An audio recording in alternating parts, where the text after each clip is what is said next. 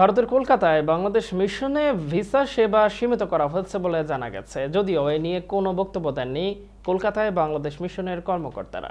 তবে কাঙ্ক্ষিত ভিসা না পাওয়া নিয়ে অসন্তোষ প্রকাশ করেছেন আবেদনকারীরা।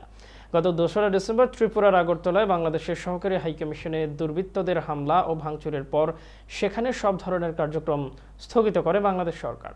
বন্ধ করে দেওয়া হয় ভারতীয়দের ভিসা দেওয়ার সব ধরনের প্রক্রিয়া। তবে দিল্লি বা আসাম মিশনের ক্ষেত্রে এমন কোনো নির্দেশ দেওয়া হয়নি। বাংলাদেশ পররাষ্ট্র মন্ত্রণালয়ের সূত্রে জানা গেছে, কলকাতা ও ত্রিপুরার পরিস্থিতি পর্যবেক্ষণ করে দিল্লি ও আসামের ক্ষেত্রেও একই রকমের নির্দেশনা আসতে পারে। এর আগে গত বুধবার এক সংক্ষিপ্ত নোটিশে ত্রিপুরার সহকারী হাইকমিশনার আরিফ মোহাম্মদ ও কলকাতার ভারপ্রাপ্ত ডেপুটি হাইকমিশনার শিকদার মোহাম্মদ আশরাফুল রহমানকে অনির্দিষ্টকালের জন্য ঢাকায় ফেরার নির্দেশ দেয় বাংলাদেশ পররাষ্ট্র মন্ত্রণালয়। এতে করে অনেকটা শূন্য হয়ে পড়েছে কলকাতা ও ত্রিপুরার হাইকমিশন।